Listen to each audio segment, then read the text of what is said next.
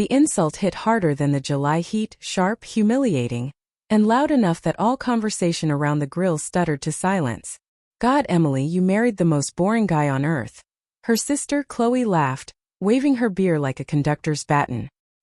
He's a nobody. Doesn't even have real friends. Probably sits at home talking to his, what? Action figures. The group chuckled, too eager to impress her.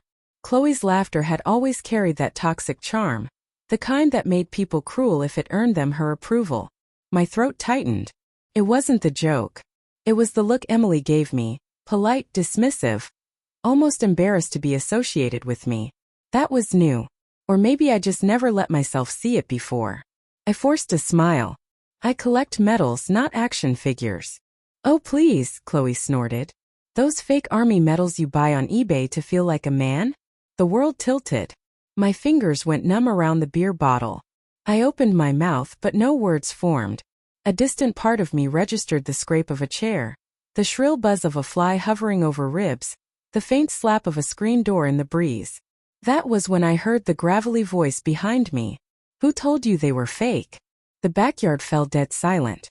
Her father, Commander Jack Hale, retired Navy SEAL, stood in the patio doorway. He wasn't tall, but his presence made the space feel smaller. People straightened instinctively. Chloe blinked. Well, Emily said. Jack's eyes cut to his daughter, cold, precise. Emily. My wife's lips parted, but her voice stayed trapped. Her eyes flicked to me, not with love but with panic. Jack stepped beside me, gaze never leaving his daughter's. Do you know his call sign? Nobody answered. He turned slightly, loud enough for all to hear. Ghost. A ripple of recognition passed among the older guests, the kind who knew what that meant. Ghost wasn't a nickname you got for screwing around in training. It was earned in only one arena. Classified missions where no one was supposed to survive, let alone be remembered. Chloe's face drained. Dad, I didn't know. You didn't ask, he snapped.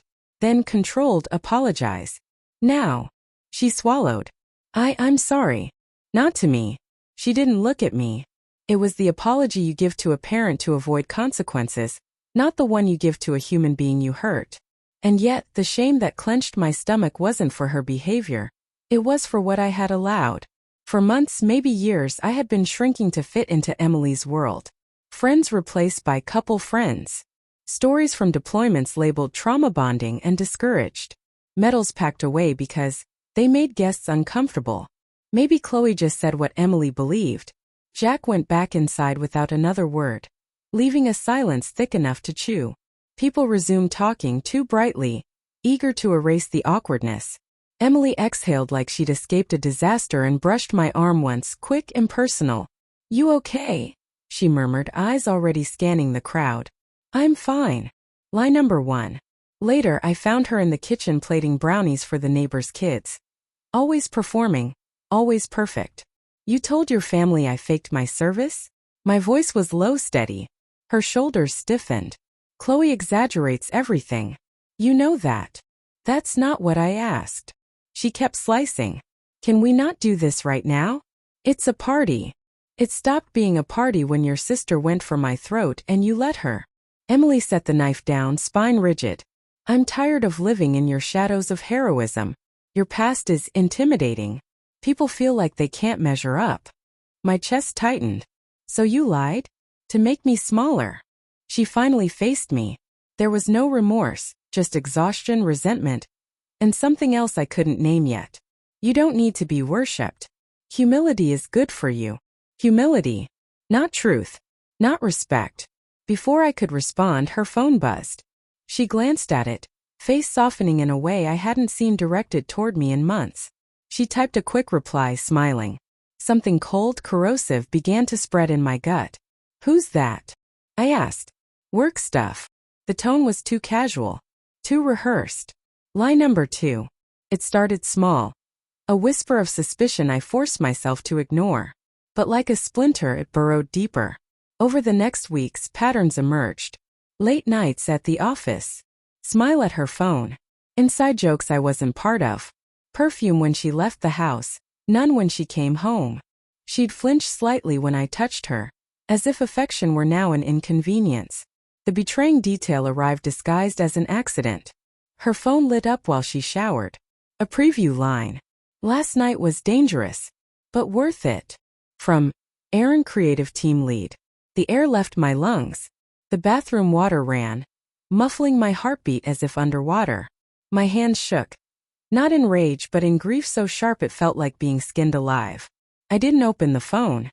I didn't need more. My brain filled in every blank with painful clarity. I walked outside to breathe. The evening was still, the kind of quiet suburbia that should feel safe. I sat on the porch steps, counting 5 slow breaths like they taught us in survival training. Only this time I didn't know if I wanted to survive the truth. Jack called that night, unusual for him. "Heard your voice today," he said without preamble. "Didn't sound like you." For a moment I considered telling him everything. But why drag him into his daughter's mess? "Just tired, sir." Silence stretched.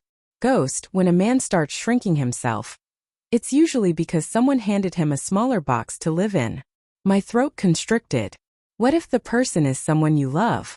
He exhaled slow. Then the betrayal cuts deeper. But don't confuse loyalty with self-destruction. As if sensing I couldn't handle more, he ended with, "My door's open." After the call I sat in the dark, the truth growing claws.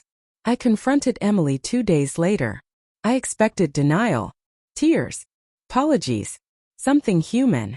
What I got broke me more than the messages. She didn't cry. She didn't deny it. She didn't even look ashamed. "It just happened," she said, as if describing a spilled drink. "Aaron listens to me. He sees me. You used to." "I still do," I whispered. "That's not enough anymore." No explosion. No shouting. Betrayal delivered like a weather report, neutral, unavoidable. Was humiliating me part of falling out of love? I asked. Her eyes flickered. "I'm sorry, okay? You changed. After you left the service, you lost your edge." "No, I didn't lose it. I buried it so she could feel tall." I stared at the woman I thought I knew. "I gave you peace. Stability." "I didn't ask for stability. I wanted excitement." "And you wanted that from someone else." She didn't refute it. That hurt more than a confession. The twist wasn't that she cheated. It was who knocked on my door the next morning, duffel bag in hand. "Jack, I'm staying with you for a bit," he said simply. I frowned. "Why?" He dropped his keys on my counter. "Because my daughter is making the biggest mistake of her life, and I won't watch her destroy the best man she ever had." My breath stalled. He met my eyes. "You don't deserve betrayal for loving quietly. And she doesn't deserve you until she learns what love costs." I didn't cry in war. I didn't cry when I buried brothers. But now the tears slipped free, silent, raw. Jack nodded once, the way soldiers do when acknowledging wounds not visible on skin. "Time to stop shrinking, Ghost," he said. "Stand back up." And for the first time in months I felt the space around me expand just enough to breathe.